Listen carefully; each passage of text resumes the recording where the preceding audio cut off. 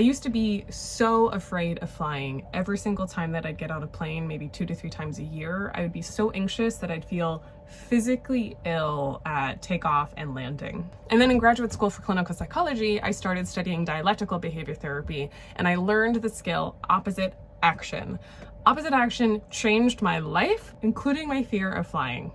I'd like to share opposite action here for how you can use it to deal with unjustified anxiety specifically. Opposite action is a skill from DBT that is all about reducing emotions that you don't want to be feeling. The whole skill is based on the idea that emotions love themselves.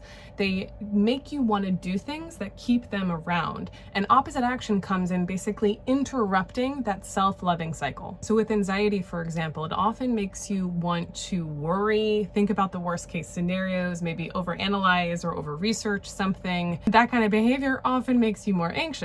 Opposite action to unjustified anxiety involves acting opposite to those types of behaviors, distracting from, not thinking about the thing that's worrying you, or approaching the thing you're scared of rather than avoiding it. The most important thing that for your opposite action to work, you have to act opposite to your action urges specifically.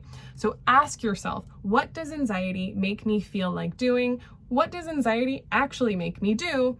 And those are the things that you want to act opposite to. It might look different than mine. If you do opposite action enough, the emotion you don't want to be feeling slowly starts going down over time and may even stop completely.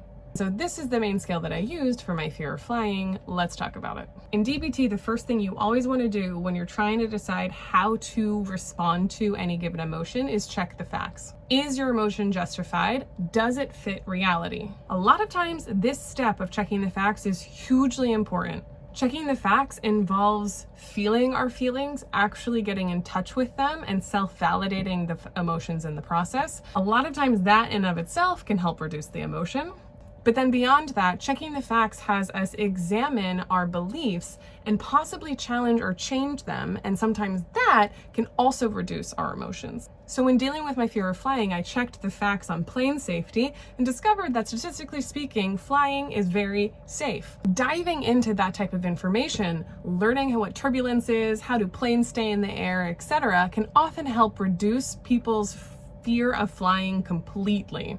One amazing non-DBT resource that I want to mention here is the SOAR program. I definitely recommend it for this kind of information. But for me personally, checking the facts on my fear of flying was not enough. And so opposite action was the name of the game. For me, my fear of flying often led to thinking a lot about my flight before I even got to the airport, right? So not only images of the plane crashing, but also having worrying about my worrying, kind of knowing I was going to be so uncomfortable and anxiety on the plane.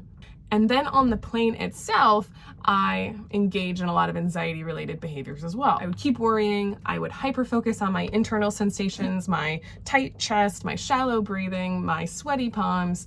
A thing I did also was like squeeze the armrest or squeeze myself if I didn't have access to the armrest. I was also hyper vigilant to all the physical sensations of the plane moving in turbulence or during takeoff. I'd have thoughts of like, oh my God, what was that? Oh my God, is that normal? I don't think that's okay. I even would spend part of the flight kind of thinking about what would I do if the plane started to crash, and thinking about, oh my gosh, did I tell all my loved ones how I really felt about them? Really diving into lots of anxiety prompted behaviors. I'm telling you all of these details about my personal experience because it informs my opposite action. The worrying, the hypervigilance, the squeezing of the armrest, the thinking about what I would do if it crashed, all of these things fed into my anxiety and were the things I needed to act opposite to specifically. For me to act opposite before a trip, when I noticed worrying coming up, I would mindfully feel my anxiety, practice checking the facts, reminding myself of all of the ways that plane travel is safe, and then distract from thinking about the plane. Distraction was the name of the game most of the time, to not engage in that worrying behavior. I would be at the airport and get onto the plane. I then would also do a lot of things to act opposite all of the way with my mind and body to the anxiety. I would listen to very fun, empowering music. I think Fifth Harmony's second album had just come out. I would get on the plane purposefully and confidently, kind of with my eyes up and like with a relaxed and confident body position. I would say hi to the flight attendants. I'd basically just do my best to uncross my arms, keep my palms open on my lap, and do anything to kind of act the way that I would act if I weren't feeling anxiety at all. Every time the plane jolted and my heart would race and jump, I would take a deep breath, purposefully relax my shoulders, and then bring my full attention into the music I was listening to, the book I was reading, or the TV show I was watching. I acted opposite to my anxiety all of the way, using my entire body and mind. After about a year of doing this, so like a handful of flights, my anxiety had decreased significantly, almost to the point that I wasn't anxious at all. A few years ago, after experiencing a medical trauma that made me more anxious in general, my anxiety on planes came back and I had to do this all over again. But again, it worked. Last week, I was on a plane and I had zero anxiety.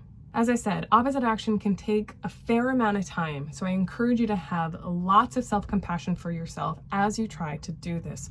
Remember that your body is just trying to help you with the anxiety, and make sure that you feel it first before diving into opposite action. For fear of flying specifically, one last tip that can help in the early stages is to create a self-soothing kit for yourself. So have a little bag where you put in all of the things to distract yourself, to ground yourself, to self-soothe, all the types of coping skills you might use to help yourself act opposite to anxiety in the moment. Make it a little bit easier for yourself since it can be quite hard.